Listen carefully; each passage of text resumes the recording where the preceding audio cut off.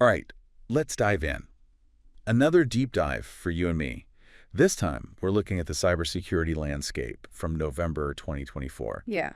We've got news articles, we've got security advisories, even some pretty in-depth reports to dig into. Right. And, just going through it all, really striking just how much the cyber threat landscape is changing.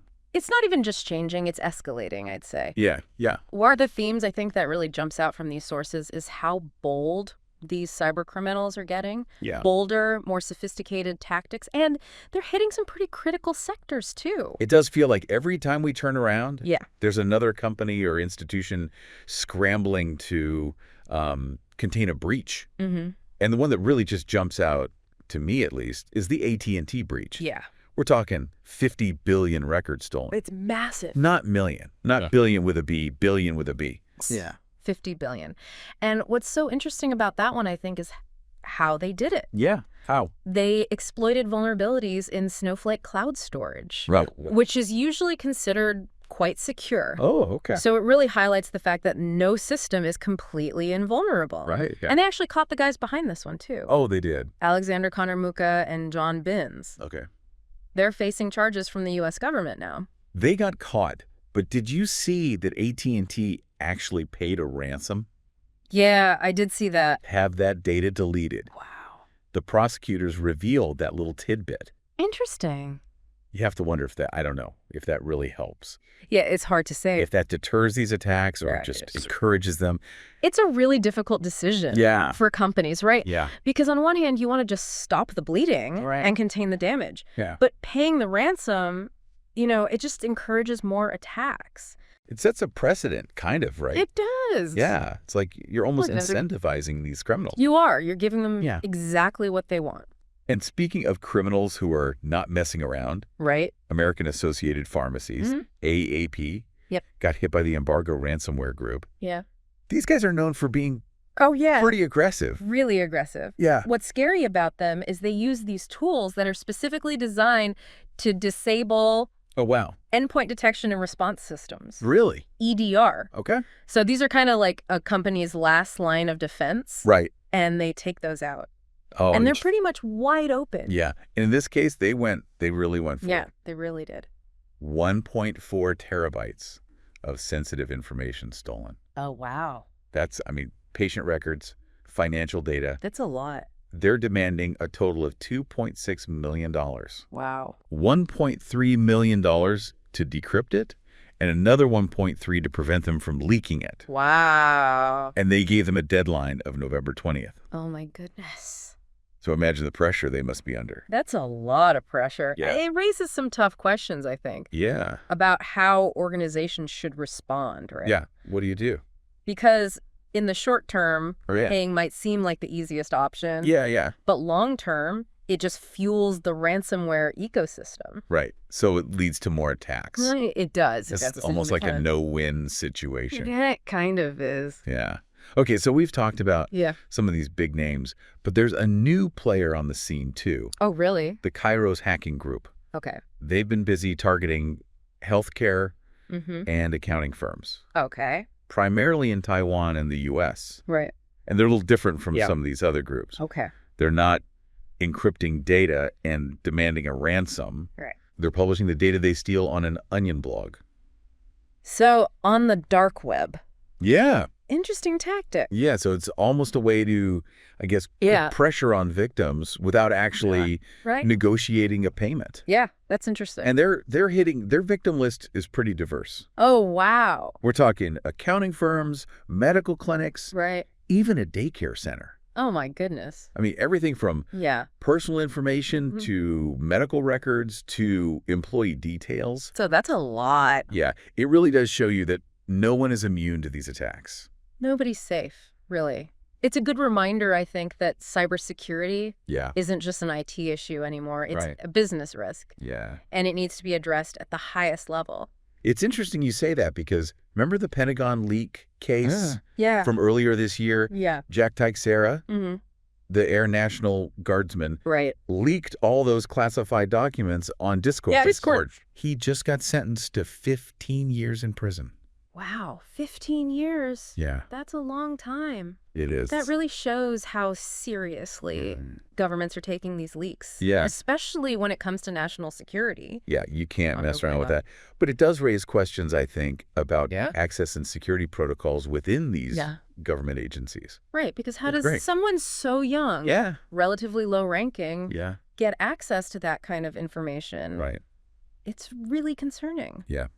It makes you think. It does. And speaking of things that make you think. Right.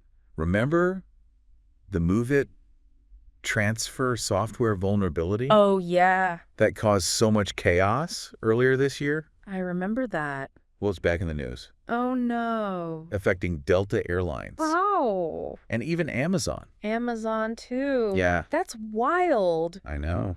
That really just highlights the growing risk of third-party vendors and supply chain vulnerability. Right, because neither of those were directly hacked. Right. They were using MOVEit. And so because of that... Right, because of that vulnerability in that software, their data got exposed. Yeah, it's like a domino effect. It is. It really is. And for Delta, we're talking 57,000 employee records. Wow. Names, contact information, office locations. That's a lot of data. And get this, the hacker group behind it, a group called NAM3L3s. Okay. Claimed they did it to raise awareness about data security. Oh, wow. That's ironic. Talk about irony. That's wild. It is, but it does underscore the importance of data security for every organization. Every organization. Big or small. It's not just about protecting your own data. Exactly. It's about protecting the data of your customers, partners, and employees. Absolutely. It's everybody's responsibility. Yeah. All right, before we move on to all the patching that's been going on, I do want to touch on a bit of good news. Oh, good. I like good news. I know. There's this nasty ransomware out there called ShrinkLocker. Okay. That's been causing a lot of trouble. All right. And it's particularly dangerous. Yeah. Because it uses a feature that's built into Windows. Right. Called BitLocker. Okay, yeah. BitLocker normally encrypts your hard drive, protects your data, but ShrinkLocker actually uses it against you. Oh, wow. So either it activates BitLocker if it's not already on, or re-encrypts your drive with a random password. Okay. And then demands a ransom to unlock it. Oh, so it's basically holding your data hostage. It is. Wow. And it's been hitting organizations all over the world. Really? Mexico, Indonesia, Jordan, even steel and vaccine manufacturers. Oh, my goodness. Government agencies. That's a lot. I know. Can you imagine? Yeah. Turning on your computer one day. Right. And everything's locked up. Yeah. And it's all thanks to a feature. Right. That's supposed to be protecting you. That's ironic. Yeah. But here's the good news. Okay, good. Bitdefender, a cybersecurity firm, just released a decryptor for ShrinkLocker. Oh, that's great. So this is huge for victims of this ransomware. Yeah. Because it lets them get their data back. Right. Without having to pay the ransom. That's amazing. It is. It's a great example of how these security researchers or companies are fighting back. Yeah. And developing tools to help people. Absolutely. That's really good news. It is a win, but it does feel like one step forward, 2 steps back sometimes. It does a little bit. You know, I mean, how much patching has been going on this month? I know. It's insane. It's crazy. Yeah, it really does feel like every week there's a new set of vulnerabilities. I know. That are discovered and exploited. And this month, CISA, the Cybersecurity and Infrastructure Security Agency, they added 5 new vulnerabilities to their known exploited vulnerabilities catalog. Oh, wow. That's the KEV catalog. Okay. And this is the list they put out to help organizations prioritize patching. Okay. So these are the flaws that are actively being used by the bad guys out there. So what kind of software are we talking about here? Some big names. We're talking Atlassian Jira. Oh, yeah. Cisco ASA, Metabase, and even Microsoft Windows. Oh, wow. And these aren't niche products. These are used by millions, if not billions of people around the world. Okay, so that's CSA. Yeah. What about Microsoft? Oh, yeah.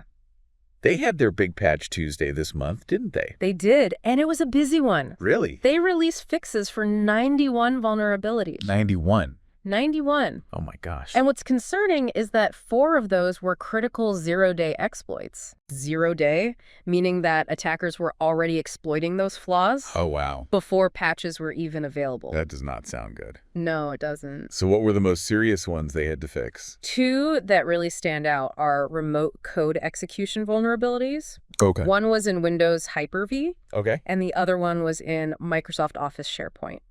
I've heard that term before, remote code execution, Yeah. but I don't know if I really understand what it means. Yeah.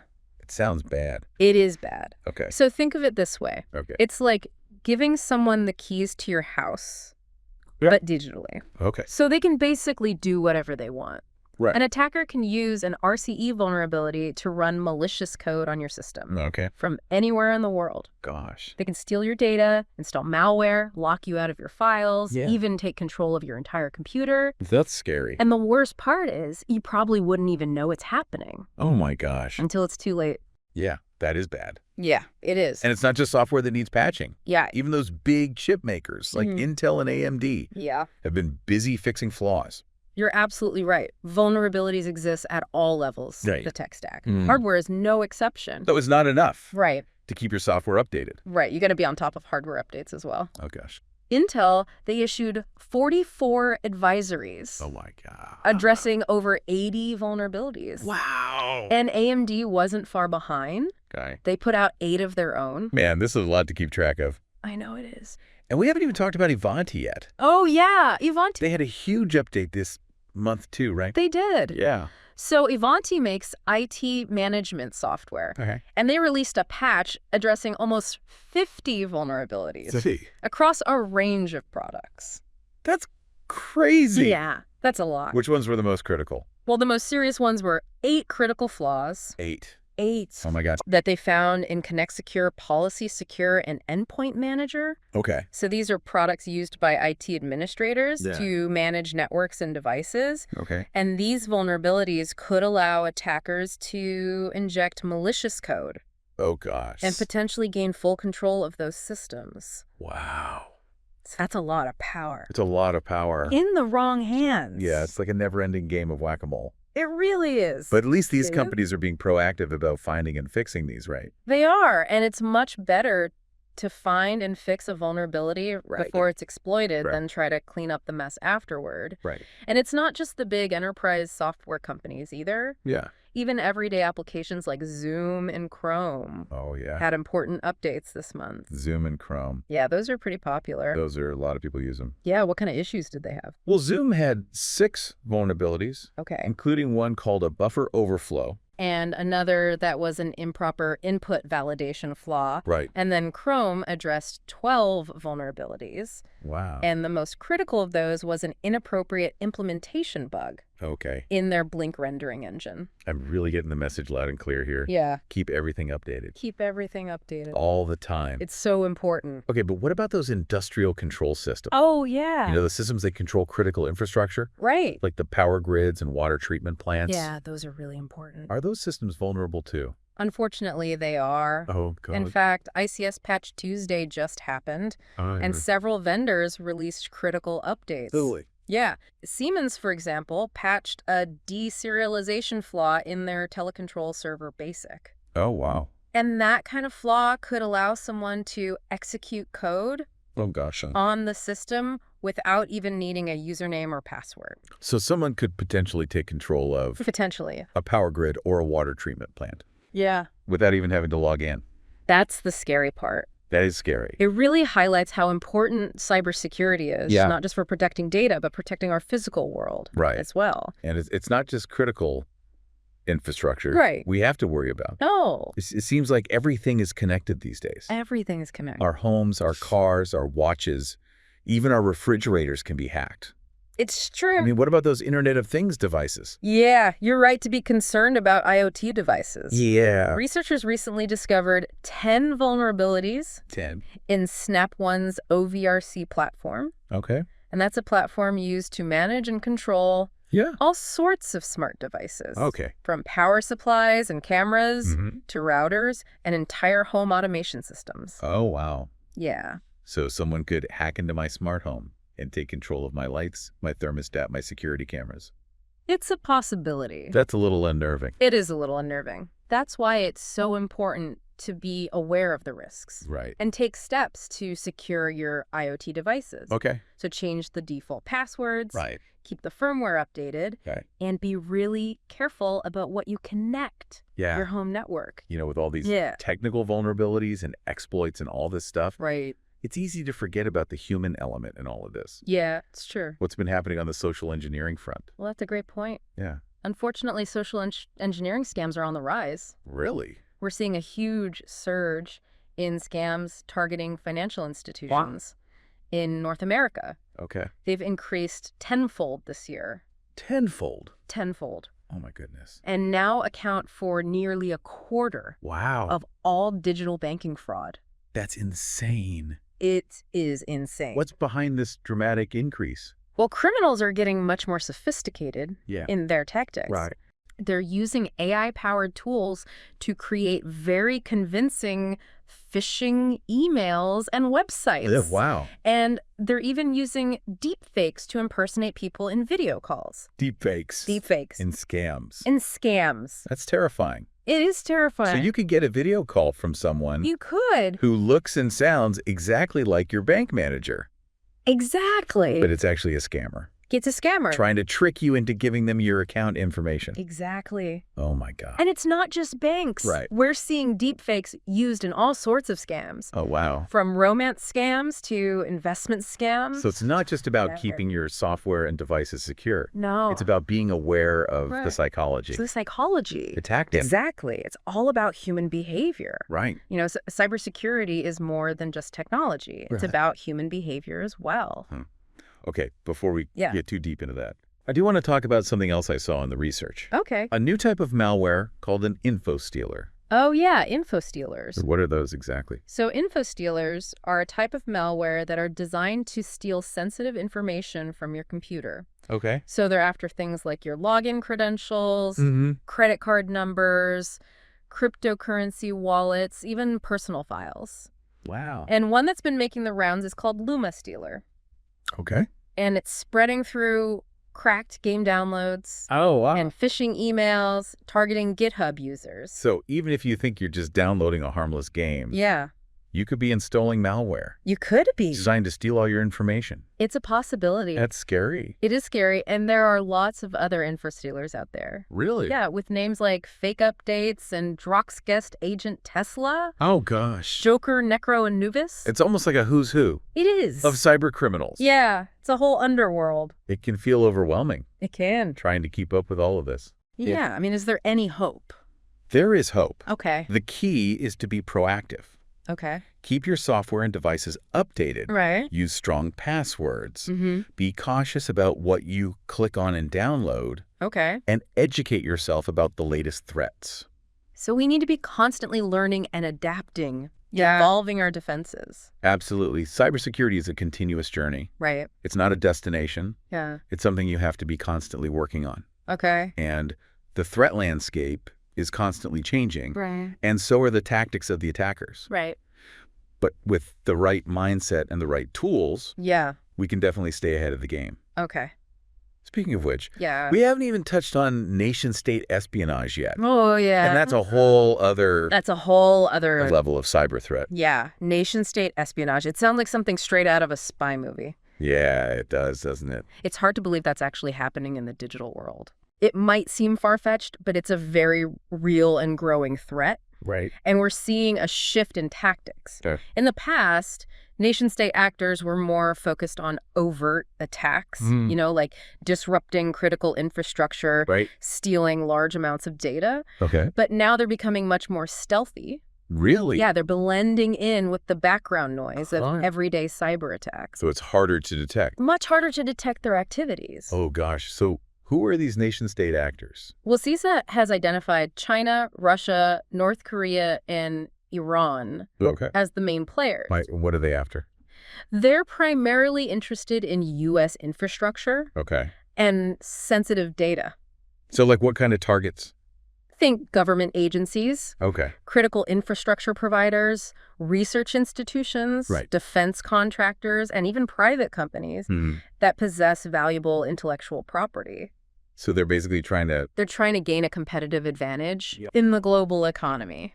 it's almost like a digital arms race, isn't it? It is These countries are a digital arms race. vying for technological and economic dominance. Absolutely. Yeah, but how are they actually doing this? Yeah. It's not like they're sending in James Bond with a laptop. No, James Bond's not involved. Sure. Although the methods they use are just as sophisticated. Okay. They're exploiting vulnerabilities in software and hardware, Okay. launching phishing campaigns, Right. and they're even using zero-day exploits. Zero-day exploits, Fine. which are vulnerabilities that are Okay. unknown to the software vendors.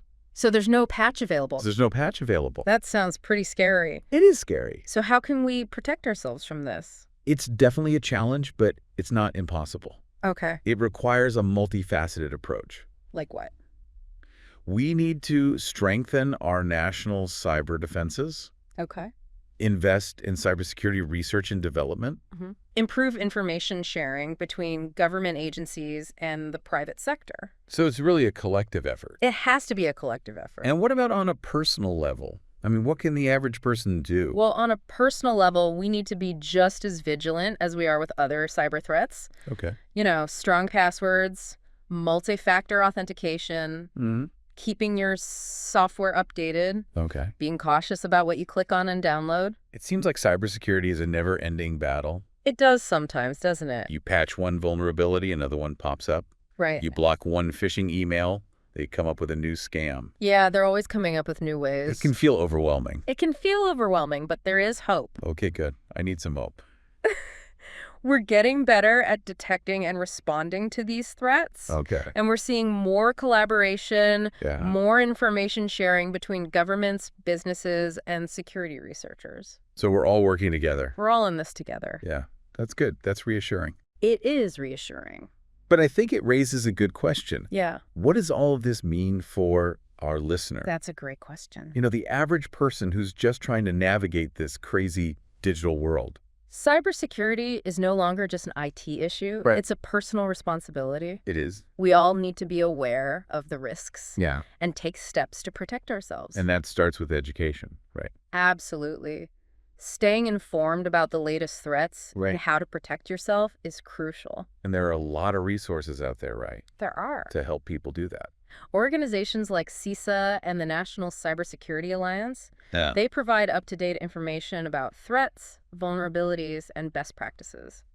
And it's important to remember that Yeah. cybersecurity is a journey, It is. not a destination. It's not a one-time thing. Right. It's an ongoing process. Yeah, you have to constantly be learning, Right. adapting and evolving Yeah, absolutely. your defenses. It's a bit like a game of chess. Oh, You have to anticipate your opponent's next move right. and be prepared to counter it. But instead of playing against one opponent, Right. we're playing against an army We are. of cyber criminals. Cyber criminals. Hacktivists, nation-state actors. It's a lot of adversaries. Yeah, it sounds like a pretty daunting game. It can be, but we humans are pretty good at adapting Yeah. and overcoming challenges. Yeah, we are. And I think that's the key takeaway here. Okay. We can't let fear paralyze us. Right. We need to be informed, proactive, and resilient. Be informed, be proactive, be resilient. And we need to work together Right. to create a safer and more secure digital world. That's an inspiring note to end on. Yeah.